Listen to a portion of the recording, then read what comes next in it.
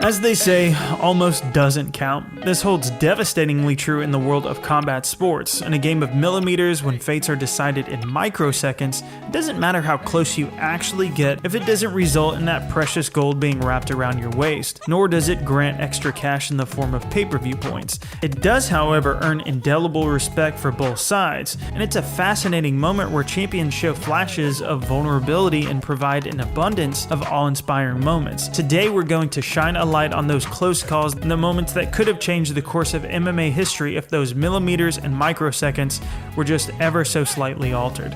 Alright, before we get started, I'd like to make a huge shout out to Ben Rosette, who started letting us use his music in our videos. This is a beyond massive thing for me personally because this is the music that I'm literally listening to while I'm writing scripts and editing for the channel. So please go ahead and give him a visit wherever music is sold. We'll leave links in the description so you can go check out his music. With that being said, guys, I'm Jason from MMA On Point, and these are 10 fighters who were painfully close to almost winning UFC gold.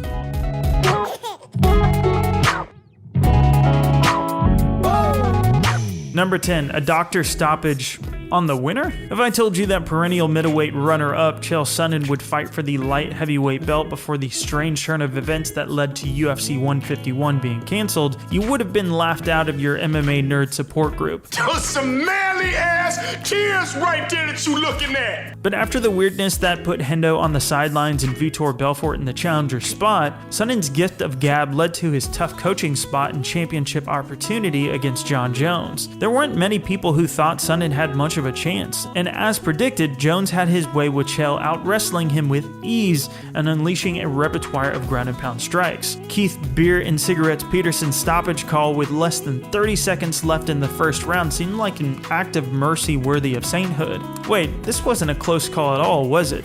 So why is it on the list? Well, Jones' typical victory interview with Joe Rogan got off to a wild start as he noticed a gruesomely mangled toe. With blood and exposed bone, had the final seconds of the first round drew to a close, it's very likely the fight could have been called off due to doctor stoppage, which would have given a TKO victory and the 205-pound strap to Chael Sonnen despite being one of the most one-sided title fights in UFC history. Number 9.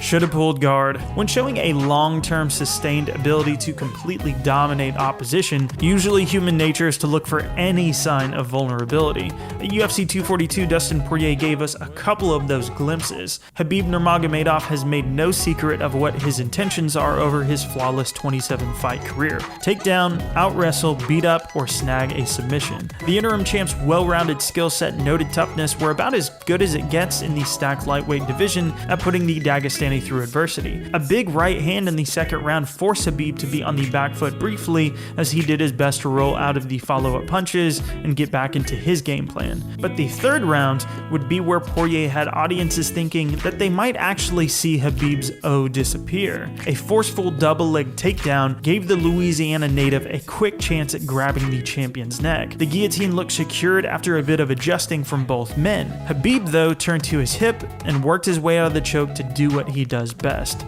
An exhausted and dejected Poirier was powerless as Khabib would find his back and lock in the rear naked choke. At the post-fight presser, an emotional Poirier lamented the moment, wishing that he would have just pulled guard.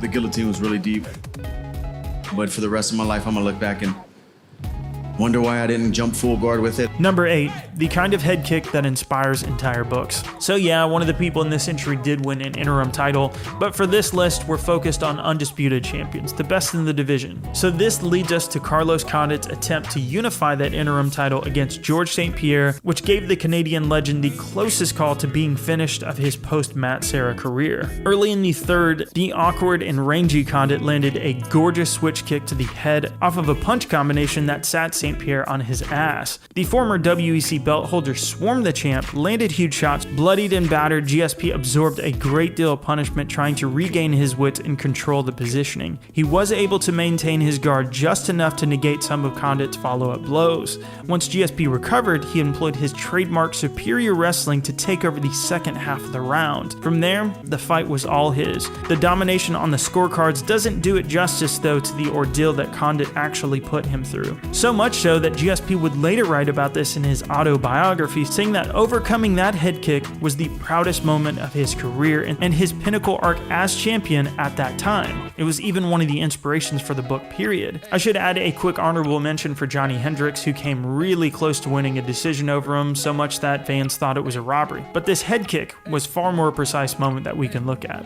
Number 7, a string of controversy. While we could make an honorable mention for Johnny Hendricks, this one is a bit different because there are so many instances of it. And while a freak injury was nearly the cause of Jones losing his belt in the past, judges and overlooked contenders were responsible for at least a few other times. At UFC 165, Alexander Gustafsson wasn't exactly hyped to beat Jones. The UFC didn't even know how to market the bout, as commercials comparing height and reach were largely mocked by fans and press. But I guess they were onto something after all. Gus started strong, using range-based attacks and movement to outpoint Jones. He even scored the first takedown against him in his whole career. That was until Bones found his rhythm, including a huge elbow that helped him win the belt by the narrowest of narrow decisions in a now Hall of Fame bout. Many fans cried robbery and called it a win for Gus back then. At UFC 239, Thiago Santos had his chance. Despite blowing out both knees during the fight, Santos' use of kicks gave Jones enough trouble to earn at least one of the judges' nods and sparked debate about the validity of the win among fans. But the most recent at UFC 247 is the most controversial, hands down. Dominic Reyes stood across from Jones in a back and forth affair that many assumed beforehand was too much too soon for the mere 12-fight veteran going in. But clearly this was the most controversial decision to date. It was even an eerie copy of the original Gus fight in a very familiar way, because Reyes earned identical scorecards in a losing effort that drew boos from Houston's Toyota Center and legions of fans all over the world. Number 6, cheat to win. When these two competitors first met at UFC 45, Matt Hughes made easy work of his opponent, adding another defense to his welterweight title run with a first-round rear naked choke. Trigg worked his way back for another crack at Hughes at UFC 52, and with the first fight looking mostly like a wrestling match until the finish, Trigg was more than happy to try to work some magic standing this time. During a clinch battle against the fence, one of Trigg's knees went a bit low. Mari Yamasaki, who made our list of worst referees by the way, acknowledged the illegal blow, began actually stepping in, but for some reason altogether just changed his mind and backed away. This let the fight continue as Hughes was stunned and looking for a break in the action. Trigg simply kept up the assault, dropping the champion with punches and quickly moving to top control. In what looked like a bizarro world version of the first fight, it was Trigg that took Hughes' back and got his own rear naked choke, but after appearing to drain himself looking for the finish and not quite sinking it in, the Hall of Famer reversed fortunes with a thunderous running slam, battering the man with one of the most unfortunate yet self-imposed nicknames in MMA until Twinkle Toes offered his back for another first-round rear naked choke. Number 5, the Crimson Mask. Their first meeting was a razor-thin 3-round fight, but their rematch at UFC 189 would be anything but a close decision. Robbie Lawler was now the welterweight king, and an improved Rory McDonald defeated eventual champion Tyron Woodley, Strikeforce champ Tarek Saffiedine, and Damian Maia on his way to chance at the belt. And from here, the two would put on a masterpiece, an incredible ebb and flow of strike exchanges. Spilled blood and bravado would push the two to the edge of what the human body can endure. As the rounds progressed, McDonald seemed to be getting the better of the engagement despite having a badly broken nose. Punch flurries and head kicks in the 3rd and 4th rounds swung the momentum in his favor. Lawler, whose lip was almost completely torn in half, had to dig deep going into the final round, as it appeared that McDonald was on his way to a decision win. After giving a death stare that doubtlessly made millions watching live shiver in terror,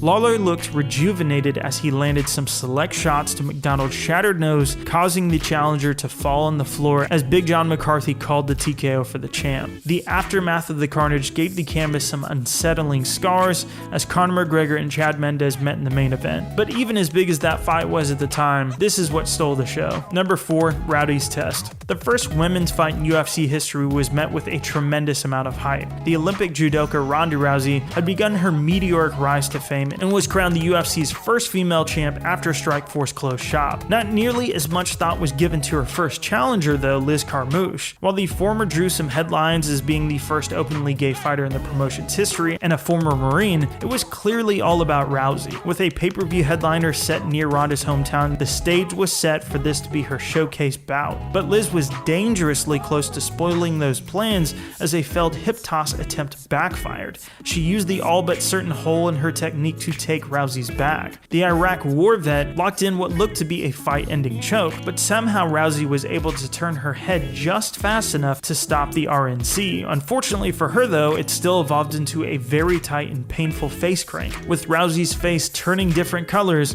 the champion was in clear peril but somehow was able to shake Carmouche off. Soon after that, the original plan came to fruition as Rousey sank in an armbar to earn the tap. Oh yeah, and Liz Carmouche had a few bite marks on her arm. I guess that's kind of controversial, isn't it? Number 3, the tough ghost of Matt Serra. By the time Tim Elliott got his seemingly doomed title opportunity against Demetrius Johnson, it was a foregone conclusion that Mighty Mouse would once again get his hand raised. As the only flyweight champion in the promotion's history at the time, Johnson had 8 consecutive defenses to his name, was quickly closing in on Anderson Silva's record of 10, and was already being held as potentially the greatest fighter in history. When the UFC centered an entire season of tough in search for a challenger, coached by 2 former challengers that Johnson had already finished, it seemed like little more than busy work as available 125ers were short supply. Elliott though, who was previously cut from the UFC and had since won the Titan FC title, won the whole season and was gifted the title shot as a result. Elliott, with absolutely nothing to lose, had his best chance in the opening round when he sunk in a tight guillotine choke while pulling guard. Johnson rolled out of it after somewhat of a struggle,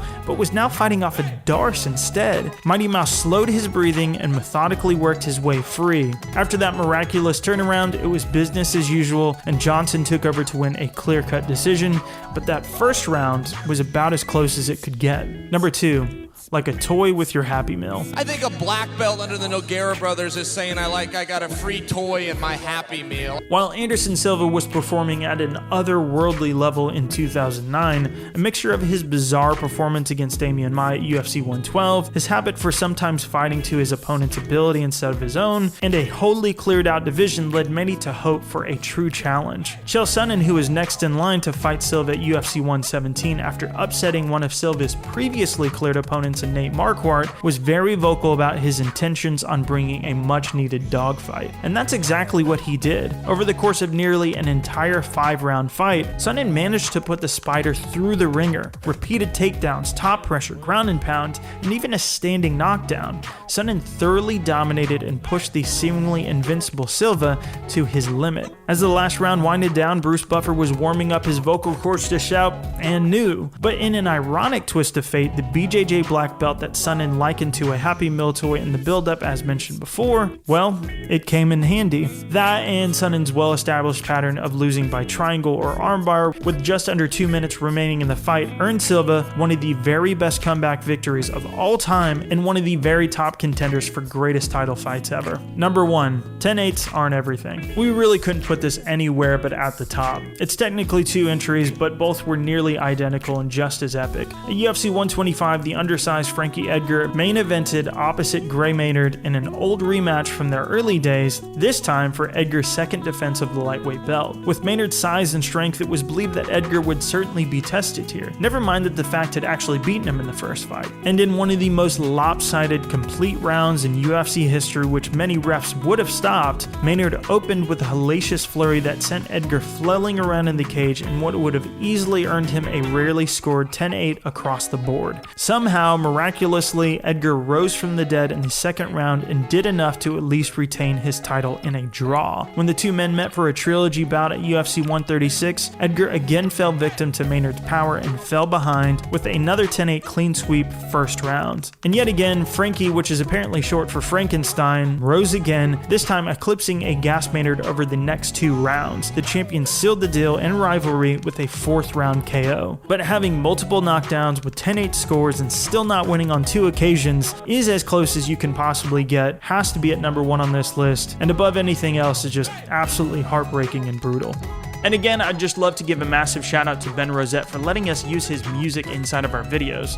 This is beyond awesome for us to be able to use that. You can check out his music in the links in the description, as well as the specific song Pixel Fairy that we used inside of this video. You won't regret it. Why would I be disappointed?